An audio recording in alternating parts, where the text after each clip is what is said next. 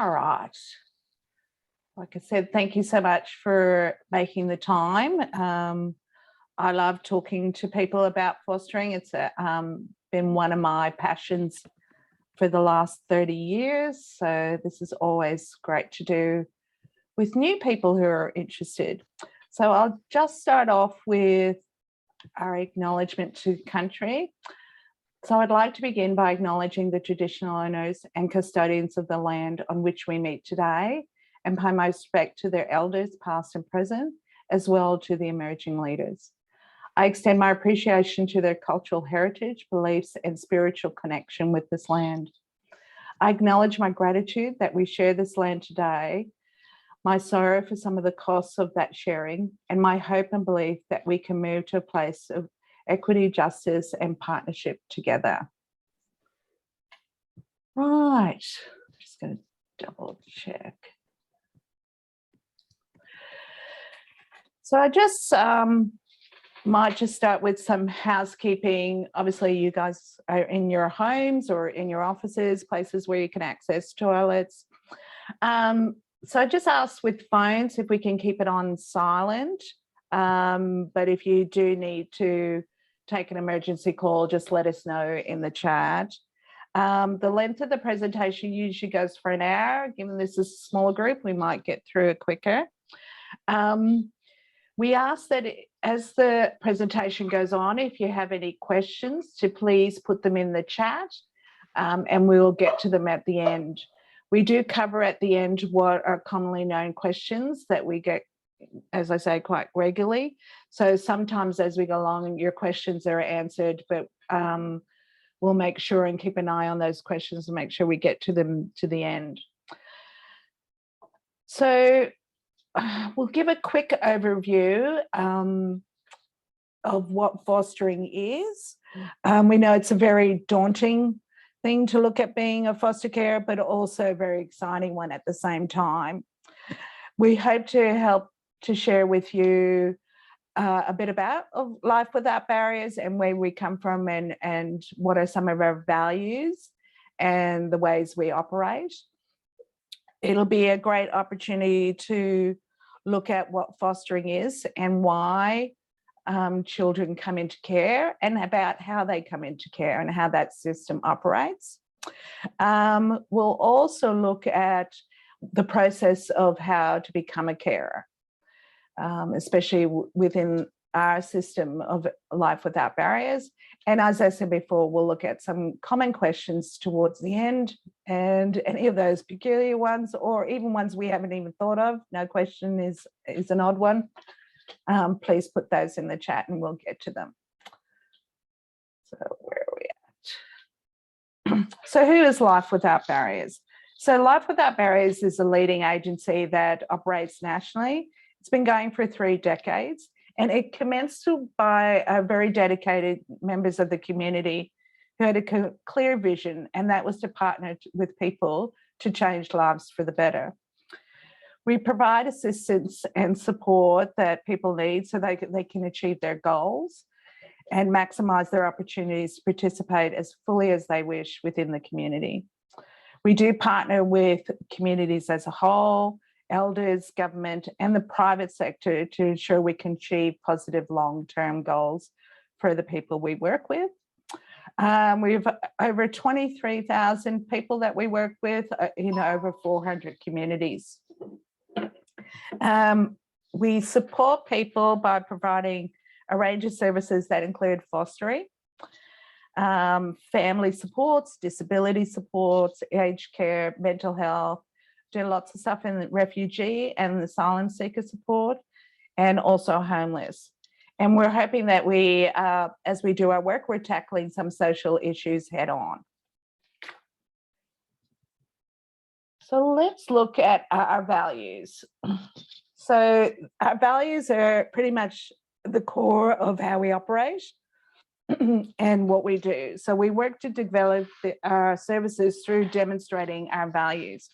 So basically we build relationships because we're people, and listening helps us to understand. So our relationships with colleagues, other organisations, with carers and also the children and young people that we come in contact with. We hope that we are imaginative in our thinking and open to new ideas and ways of doing things. So every time we meet someone new, you know, even as yourselves or as carers or as other working colleagues, we find at times we get a wealth of imaginative and creative thinking that can only improve us and the work we do. So in terms of respectful, so we aim to be respectful and caring in our dealings. We see the big picture, but never lose sight of the detail, and we welcome diversity. We are responsive to needs, and we are determined to get things done, and we want to do them well. And we are courageous in our convictions, and we stand up for what we believe.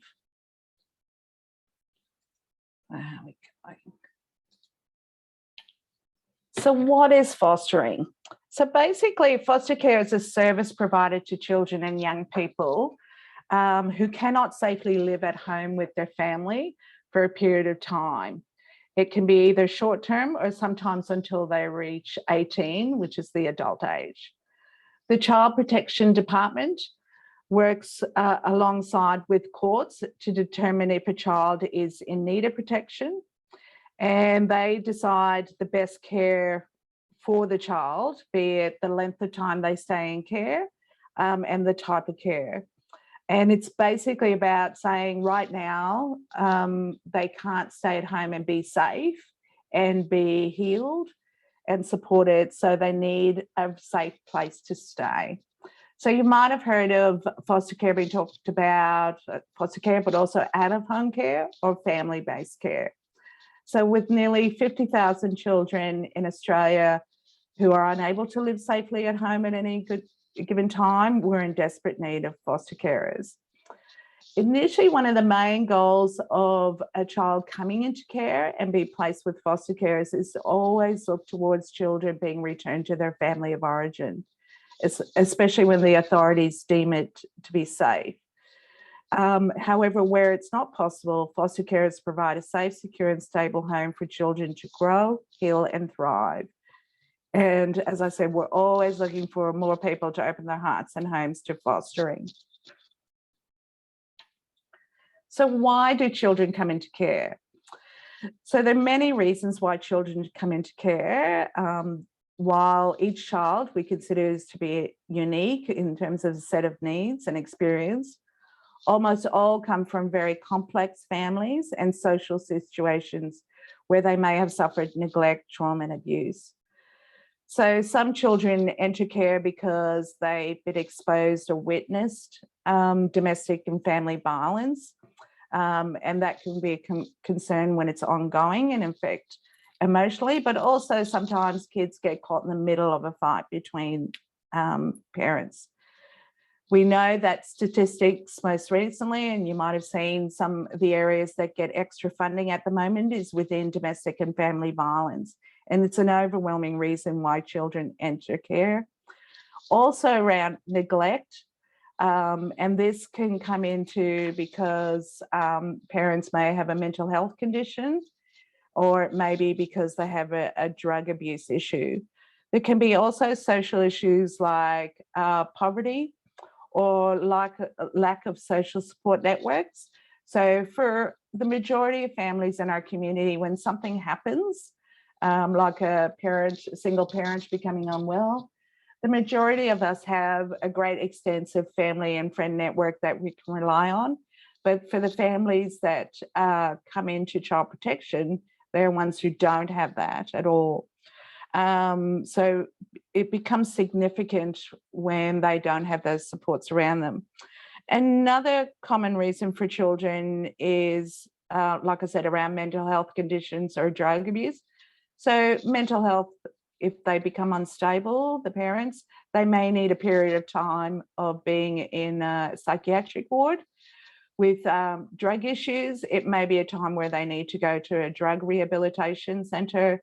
And because they don't have those support networks, they really rely on the system of child protection and fostering to take care of their children while they address that need that has negatively impacted on their children and their ability to provide a safe home.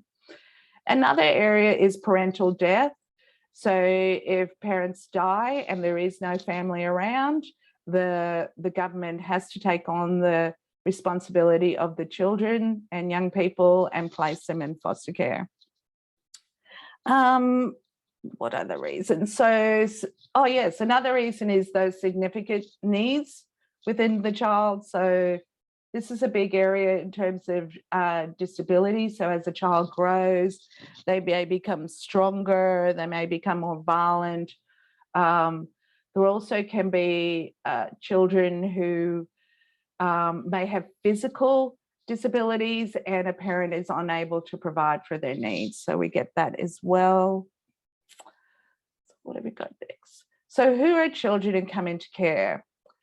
So they are aged between 0 and 17.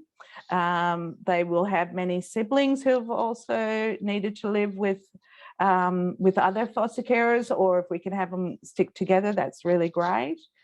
They come from a variety of culture and linguistic backgrounds, so they need to stay connected to their culture. That's really important in identity.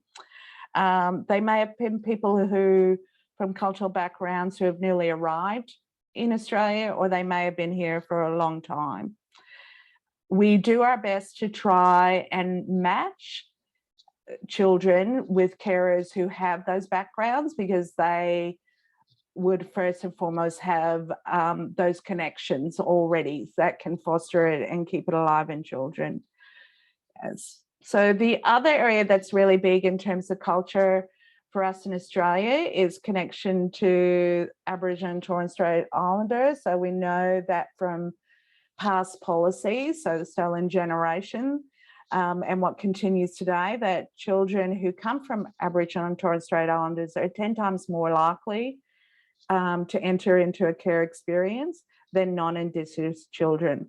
So it's really important in terms of the system that they are matched with Aboriginal families, and so therefore within legislation there is the Aboriginal placement principle that directs the government to make every effort to place Aboriginal and Torres Strait children with carers who identify as well.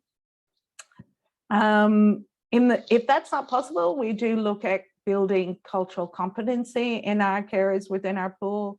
So maybe that might be something you want to think of. So children have families who are important to them. So regardless of what's happened to them, for them, they still have families that are very important to them. So they still need their parents to be connected to. They may have siblings who are in other foster care homes, so they'll need to be connected with them. And they also have other family members. So cousins, grandparents are hugely significant for children when they're in care. Aunts and uncles who still love and care for them, and also the children want to still be connected to them. So we always support families and carers to try and build strong relationships, whether that's sharing information, so we're keeping parents updated. And it's also with keeping in mind that the number one priority when a child is first removed is to try and reunify them with their parents. So it's really important carers have that understanding and value and appreciation of that. Children care have all suffered trauma of some sort. Regardless of what has happened for them, the mere fact that they've been removed and been involved in the child protection system would have caused a level of trauma. They would have that separation, that grief and loss, coming away from their family, no matter how abusive it may have been. That loss of that important person, or that person who's been there from the beginning, would be traumatic. And especially also that parent would have been the conduit to other family members. So that loss would be really big. The other is they may lose connection with their school, with their friends, with sports that they may have been doing. So So we really need to be mindful that regardless of whatever the abuse was, be it neglect or physical or sexual, they're already experiencing trauma coming into the system. At the end of the day, children in care are ordinary kids who have had out of ordinary experiences. They still have hopes and dreams and aspirations for the future, just like any other child that we would have in our lives that we know and love.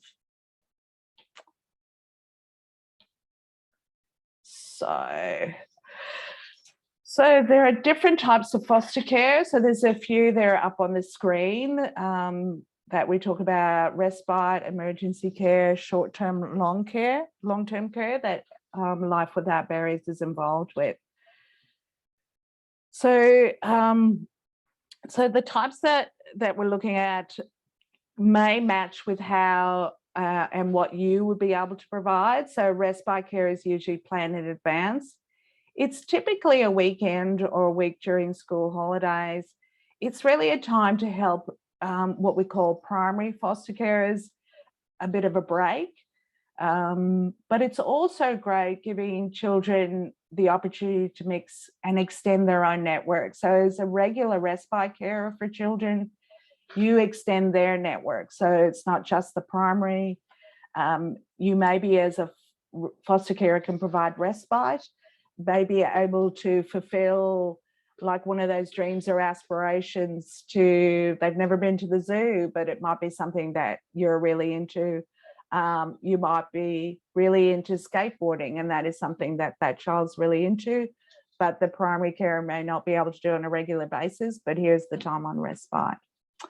Emergency care is really a time when children have had to be, for two reasons, may have had to been removed immediately from their parents. So it's it really has to happen suddenly. It could happen in the middle of the night.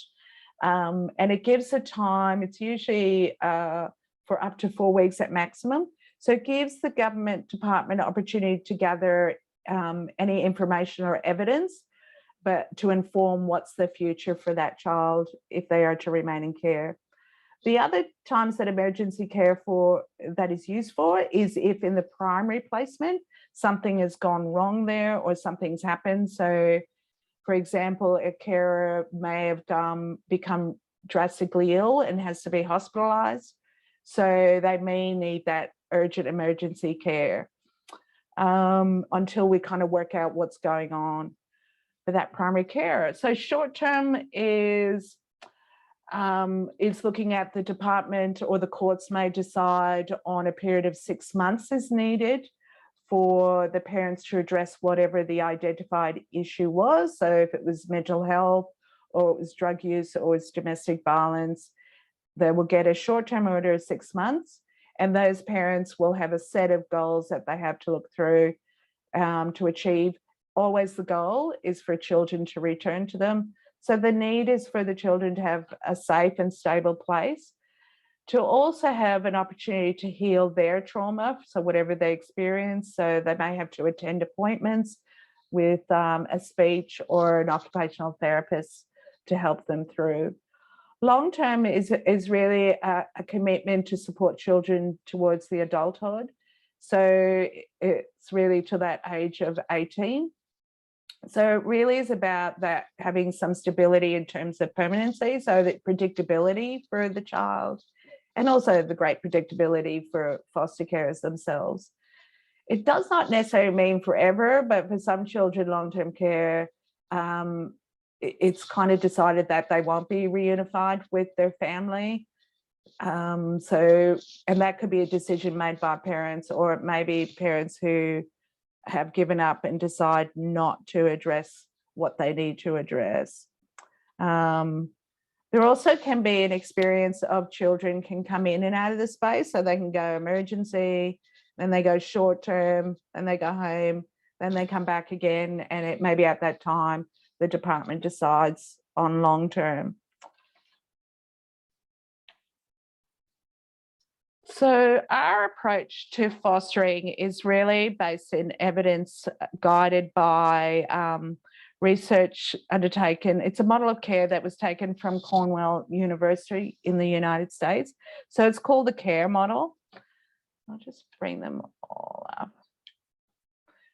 So, and it really links into those values that I talked about earlier so it's about creating conditions of change for the child, and hopefully how we work and how you are as foster carers.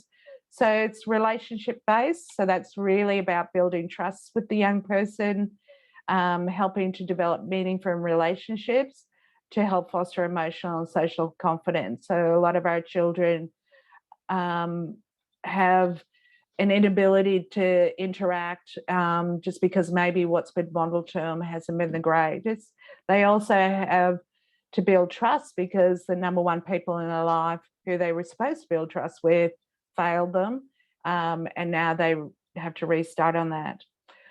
The developmental focus is really about matching strategies for change where the child is developmentally. So trauma, especially in very younger years, really causes changes in terms of brain development.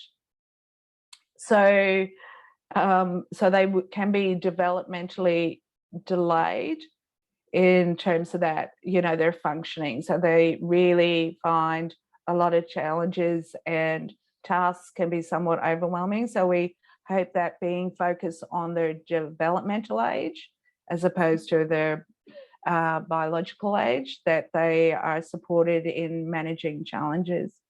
So trauma informed is really considering the impact trauma has on their development, and it's really looking at modifying our expectations and interactions accordingly.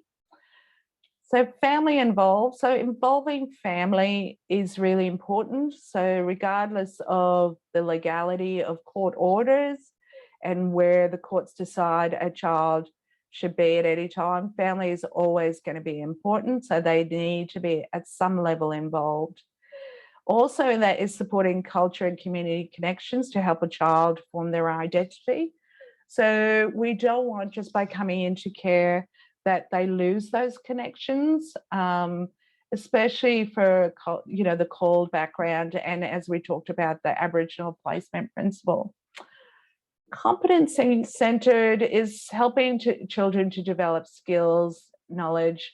So it's really about, they may have not had the opportunity to develop some skills, even for some, about using a knife and fork, pencil grip, so writing can be really difficult. So sleeping through the night, getting dressed, those routines. So they need to develop competency, and it's really good for developing their confidence as well.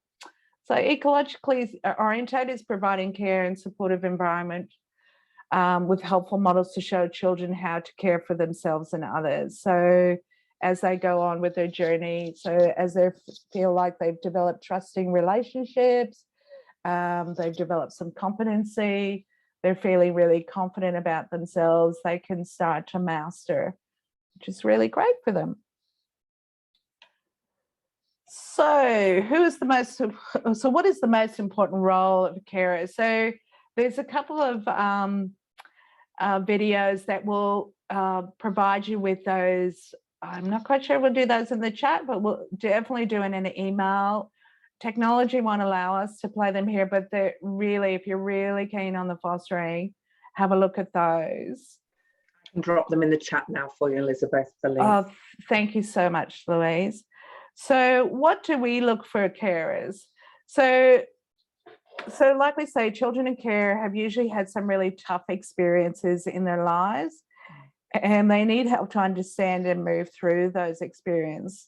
Some of these experiences mean that children haven't learned to understand and express how they feel, and the only way to let out is through how they behave. So they may not be able to put words on what they're feeling. We talk about that developmental age, so their brain is not fully functioning in line with their biological age.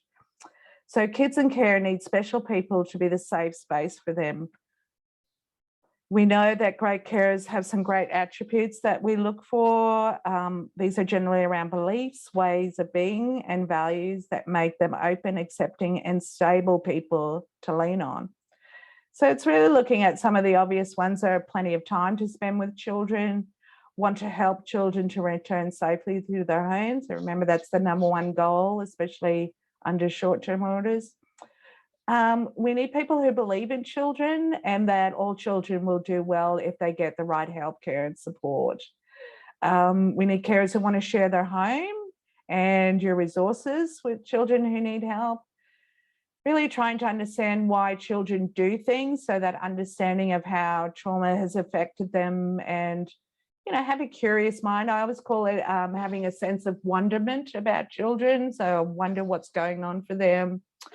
We need carers who can help a child manage those tough feelings of missing their family. So it's a huge area. Sometimes kids, when they're first removed, they do blame themselves. So they have a lot of guilt. And we have a very sad area of when children come into care as a sibling group. Lots of times they're separated. So they all can have guilt about causing this government department to come in and take them away, and so they don't get to see them much. We want carers to believe it's important that the children who come into their home feel included in your family when they're in foster care.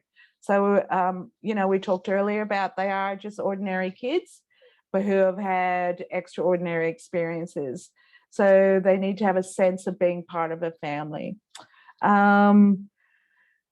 We also want carers who are resilient. So there are going to be hard days in the caring journey. So having that resilience, but that openness to also celebrate the small wins, because those who have kids, it's always, they love that praise and they love mastering a new activity. Tying shoelaces is a big one that comes to mind.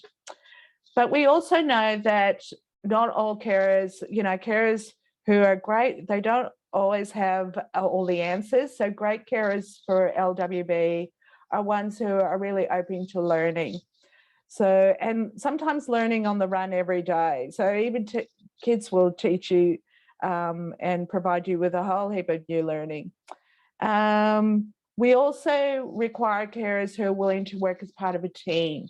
So be open to, we need a team of people around a child and around foster carers who will have different expertise and different experiences so they can really help. As I've said before, family is important. So really carers who have, regardless of what parents have done or haven't done, that real genuine accepting of parents and extended family. So really looking to preserve those relationships or really foster them would be really good.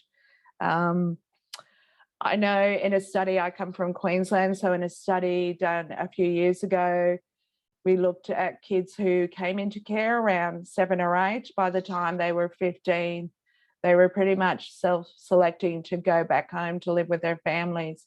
So if they don't have, and they mainly did that because we didn't foster connections very well. So, but within a month, they were coming back into care because it wasn't as great as they thought it was. So that's really important. So the other thing is really having carers having that underlying belief that children can achieve great things with that right support environment. So we talked about with the care model and how we operate.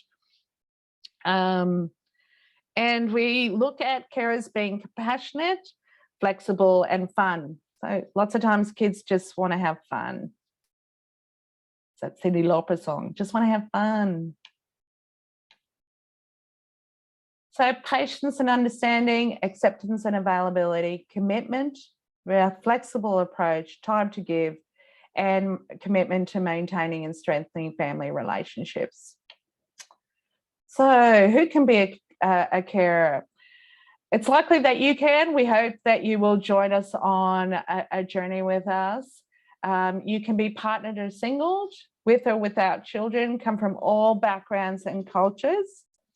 It's really important, you know, kids come into our system who are quite different and unique, and so those differences and diversity is really important from carers as well.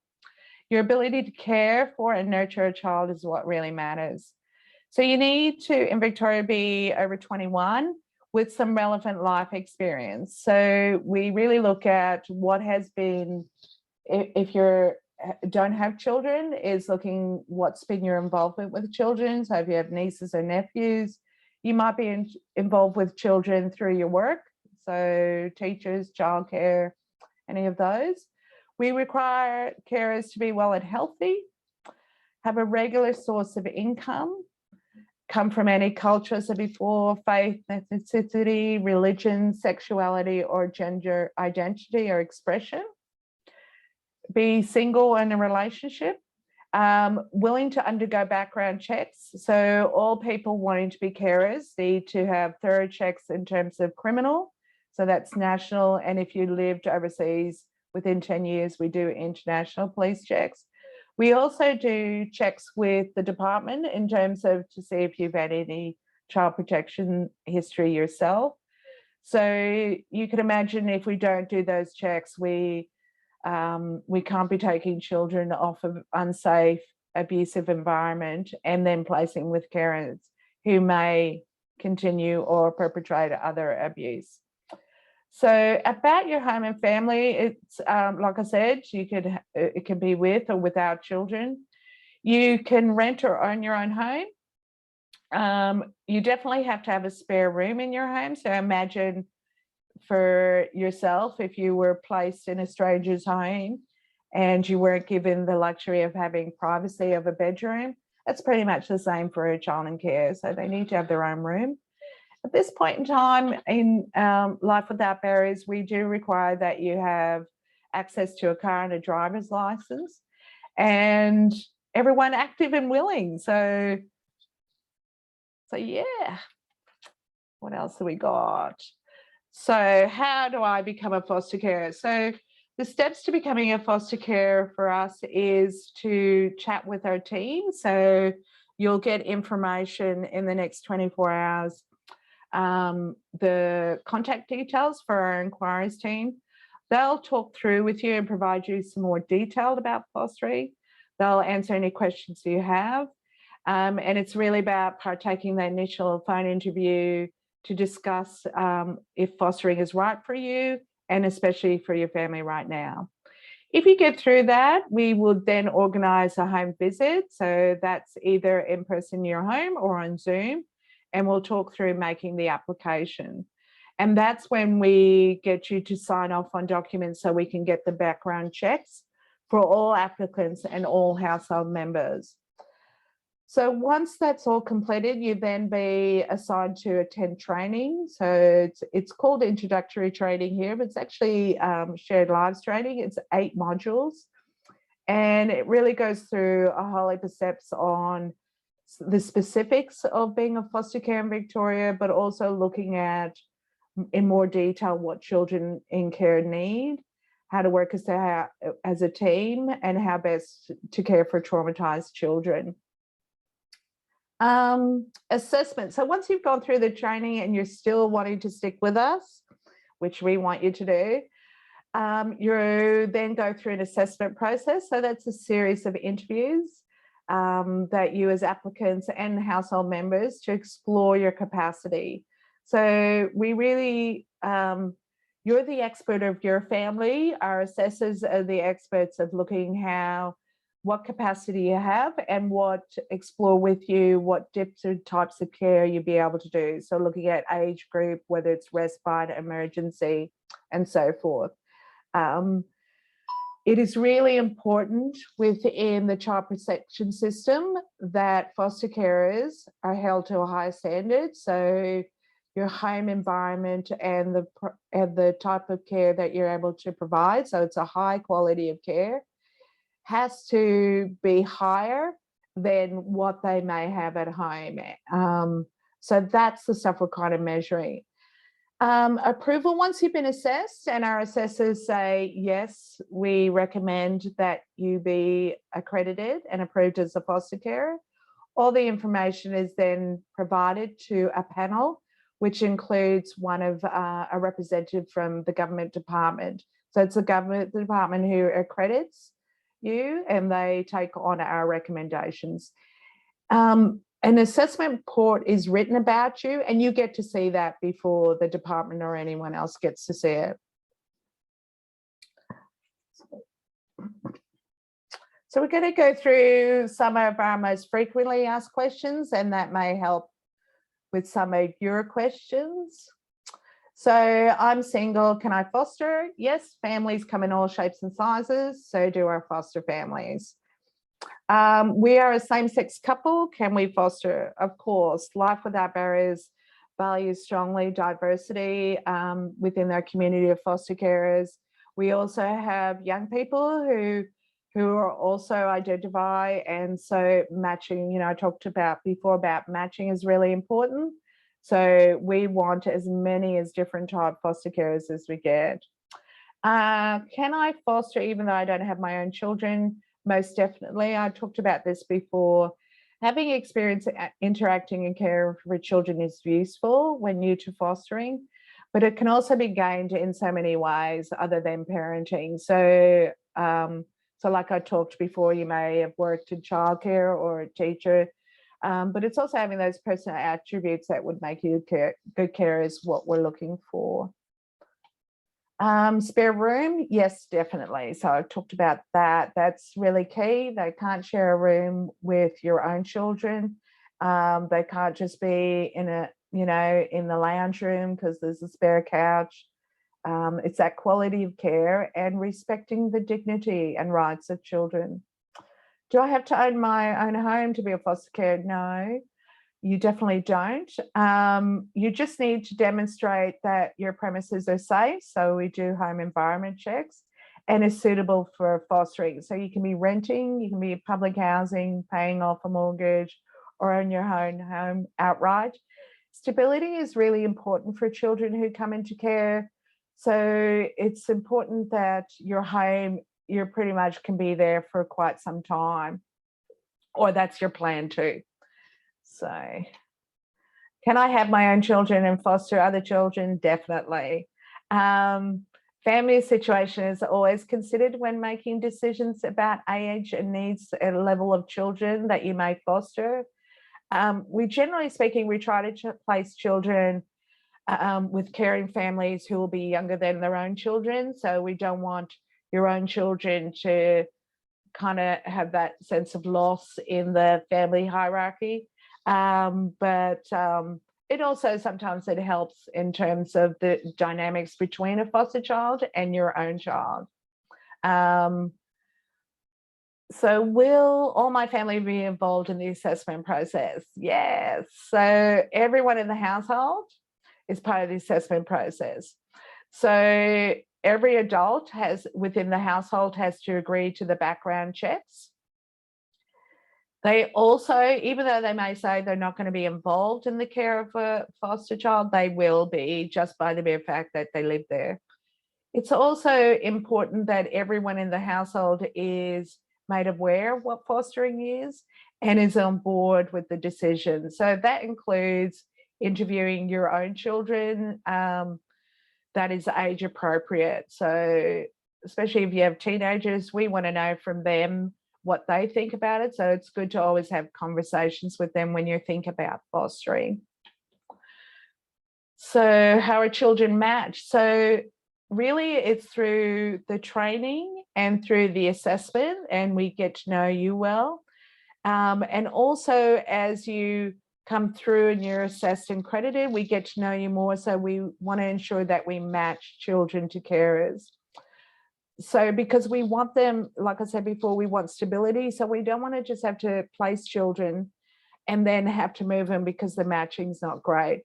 So we'll take into account their unique needs and parts of their identity that might be a good fit with your family, because like we want to create a sense of belonging.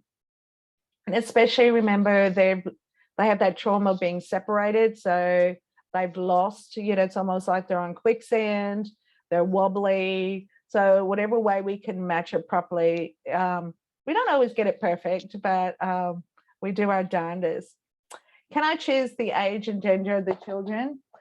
Yes, our assessors will work with you to recommend the best fit, and that will take into consideration your skill set, your preferences, your household dynamics. So regarding age, and I talked about that before. So gender may be important to you. You may want to keep the same gender so they're able to share activities. You may have more experiences in engaging in the development or the rearing of boys. So that's something that your preference. And then that becomes the needs of the children that you will be accredited for. So it's important to keep in mind that having very specific preferences regarding age and gender can make it more difficult for matching. So we kind of go for a gender. So you might say, I want to do short term for 5 to 11-year-olds. Gender doesn't matter. So that's the kind of work we do with you. Do children have ongoing relationships with their families? In most cases, yes. We talked about this before, maintaining those connections with family, no matter what family did or didn't do, they're still important. So we know it has great long-term outcomes for children in care when they have those relationships. We would work with you along with our care teams and also the government body to work out, to support you in what those family relationships would look like to ensure that it's safe. So sometimes initially the department will deem that all contact between a child and a parent has to be supervised, and they decide who supervises. So we just work around that. We work around also what are your resources, what is extra that you may need. For example, with transporting a child for a visit with a parent. So what happens if the placement isn't working out? So stability, I talked before, is really key for children in care in order for them to do well and thrive. But it is not in the child's best interest to move continuously. So we don't want to keep on changing the placements. That's why we look at resilient carers. So even though you may have those hard times or you think you're not doing a good job because the child it looks like is not thriving and developing, they're still throwing things or they're swearing and yelling at you. We hope that we can work with you within the care team to get through those days. However, we do acknowledge that if placement is ending, sometimes it just has to happen. And we would say that as an agency, we would be there for you and your family, and also for the child. It'd be really good if we can, placement ending, we can do a nice goodbye and a nice closure. That's also really important for a child, so they're not keep on having cumulative trauma. So how does the assessment process take? This is always important. So it's an important step in making sure the environments we provide for children are safe and nurturing, and that applicants wishing to be foster carers are ready to take on the role. So it usually takes from the time that you first apply through to the approval, the accreditation, up to 6 months. But it can differ depending on circumstances. Some people start the process, do training, but then they want a period of time because they may be going away on a holiday. Something happens for families. So it can take longer, but we like to just work with you. We like to keep the momentum going, but we do respect family circumstances. So it's important to remember fostering is all about timing. So if you need to take that break and revisit it later, that is okay. We fully respect that. What about support? So what support would you receive as a carer? So for us, our foster carers are never alone in their caring role. It can be really difficult to understand the experiences children bring with them. So we hope that carers feel supported and confident in their role. So we look to training. So I talked about the training before the assessment, but we also provide ongoing training. So sometimes that can be in person, that can be workshops. We also have great online training. So e-training, you can do it at your own pace, that is there for you. We have a 24/7 on-call support. So even if you just need to talk things through about what's going on, that's available at any time for you. Financial support. So carers do receive an allowance that is to go towards the day-to-day needs of a child. And it's also, it doesn't incur a tax. I just lost for a second what the word was. So the other is specialist support. So at times, if you're not managing, or if there's issues that are happening for the child, there's specialist support that come in and help, especially with emergencies, but also if a child, this is their first time coming into care under a short term. We may not know much about the child, so it may come about within a few weeks that they do need specialist support, so we can look at providing you that. Respite, we talked about how you can be a respite carer, but it's also a respite for those primary carers who just need a break. It can be just for a night, it could be a weekend. And as we said, it really does strengthen their networks and their support and their experiences of seeing other adults who are also people that they can develop trusting relationships with. Sometimes respite is also about when siblings get together, so that's really good. So Care Network is really about working with you to develop connections within our carer pool. So we try to put together some peer relationships. Sometimes, I don't know, as a parent, the best people for me to talk to was other parents when I became a new parent. You'll find that the same with foster carers. So do we have any questions from the chat? Thanks for that, Elizabeth. Yes, we do. We have some great questions. First one up is, what if we're retired early due to financial independence? Obviously, there's no income as such, but they have significant savings and investments. Yep. Will they still be able to foster? As part of the assessment, a big area is financial stability. So it's about that you're able to maintain your home. So whatever that stability looks like, it's really been clear that what allowance you receive from the government is not to supplement an income. You know, there's those day-to-day needs that a child, so it just covers those things, such as what extra fuel you may have to incur, the electricity, the water. So yes, we would be interested. Excellent. Okay, some of them you've already answered. You may just want to go over. One of the questions was, is fostering full-time, or is there a possibility for respite?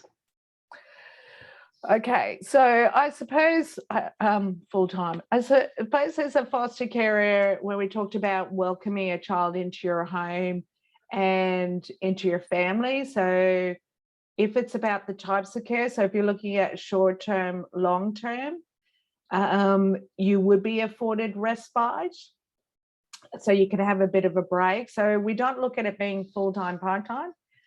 At the same time, if you're looking at placement or respite care options, you can just apply to be a respite carer.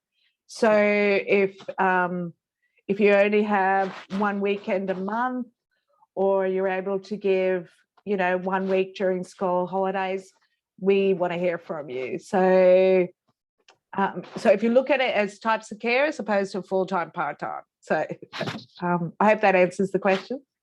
Excellent. Thank you for that, Elizabeth.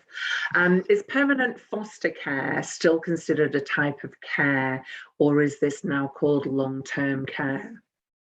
Okay, so there is permanent care, but that is, and I'm not an expert on permanent care in Victoria. I know what it's like in Queensland. So what happens, so long-term care can mean that the department is the guardian, not the foster carers. So for things like applying for a passport, that would have to go through the department who the court has deemed as the guardian. permanent care ordered by the court grants guardianship, decision-making, those legal areas, to the foster carer.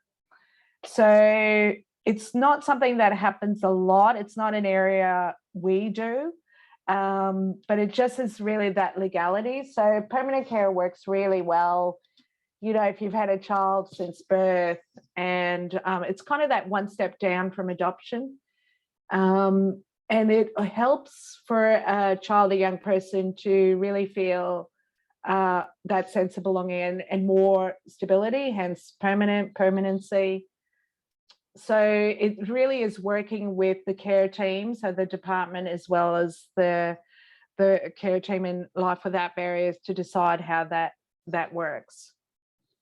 And if I haven't answered your question, put another one in the chat, because I'm not quite sure I answered that really well. Sorry. That's good. Thank you. Very basic. The next one you've already answered. Typically, how long does a process take? So we've been through that one. How do we care about their study in school?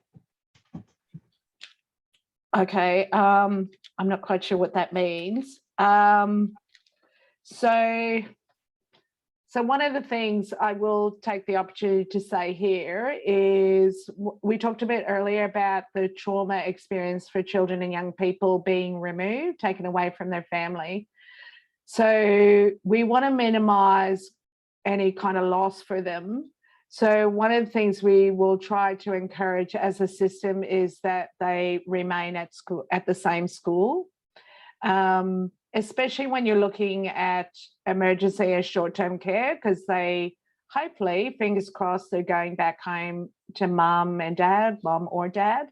So we don't want to be disruptive and change their school for just a 6-month period. A child, in working with the care team, so the department and the agency and other specialists and the school, we want children to go to school, because we know education is a really big area for young people. Young people in care do tend to suffer truancy, suspensions, expulsions. They do suffer in terms of academics, so developmentally, if the trauma, the brain may not be fully up to speed. So hence why the safe, stable, nurturing home environment is really important.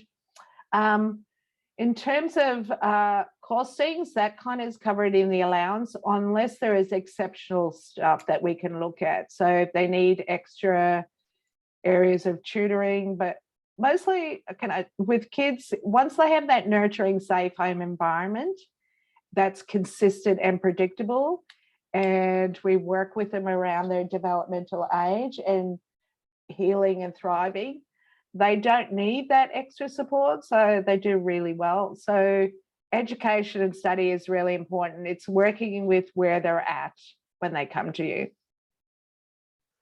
Excellent, thanks, Elizabeth. Can we take the children on holiday overseas? Depending on the order, you have to get permission and have to get approval. So especially a short-term order, the department has to consult with parents, and you know, we don't want, when you think about that connections, the family relationships, you would have to think about, does it disrupt any family visits, because they're really important, especially, you know, in a 6-month order, emergency order, they're hugely important. You can't disrupt that. So I know from government departments, they don't like for that. Long-term can be a bit different. So if the department has guardianship, you have to get their approval, and they're also the ones who have to apply for the passport. So it really is something we can try and work with, but it usually depends on the type of order that the child comes into care with. Excellent. Okay, and lucky last, once a long-term care placement has been made, is it possible for this to be revoked and the child returned to their families? Yeah, so essentially a parent can seek to have an order revoked, and they have to make their applications to the court. And so the court has to consider that. But if the department doesn't agree, they have to provide all their evidence and information as to why that order shouldn't be revoked. So the other thing you've got to think about with long-term is kin. So kinship foster carers. So remember, family connections, staying connected to community, we know is really important for the long-term well-being of a child. So they may be placed with you with the idea it's long-term, and a year, 2 years down the track, a grandparent is located who actually wants to take on the care. So our system really prioritizes kinship carers. So, but we would work with you around that, and so would the department. Views and wishes of a child within these sorts of things are really vitally important. So you can't just, it's not a guarantee, foolproof, never, you know, that child could be moved on to kinship carers. But you may end up becoming then the great respite carer for that child. So it doesn't mean you lose connection. So if you've provided a home for a year or 2 years, the child's connection to you and your family is just as important. So it's not about, you know, it's black and white. Thank you, Elizabeth. That it? That's it. Okay. They were really good questions. Some of those were like, oh my gosh, I have to really think. So where to from here? So if you're still interested, because it looks like some more joined as I was talking. So if you're really interested or you missed some, we ask you to go to our website. There's lots of information and resources there for you. If you'd like to talk to a foster care specialist, you can contact the team on that number, and this will be all provided. Will this be in the chat, Louise, this information? I am just, yes, I am just good. Everyone the link. If you are interested in a call back, click on that link. And yeah, so that number and the email address will be in the chat, or you can fill in a call me back form that's linked in this chat. The other is within the next day or two, you'll get an email that will have this session recorded. So for those who joined later, you can relook at it again. I never look at it. But the other thing is, if you're not ready yet, that's fine. You may able to join our mailing list to learn more about fostering. And it's called Keeping and Nurtured. So you get our newsletters. We don't hassle you. But it may give you more information and help prepare for you when the time is right for you. And that's it. So thank you so much. I'm not quite sure what time it is. I haven't got my time up. Bang on 7. Oh my gosh. We are good. We are good. I went over last time. So thank you so much for making this time. Really appreciate it. As I said at the beginning, foster care is a real passionate thing for me, has been for 30 years. I could talk about this for hours and hours, but thank you for being my audience for the last hour, and good night. Hope to hear from you.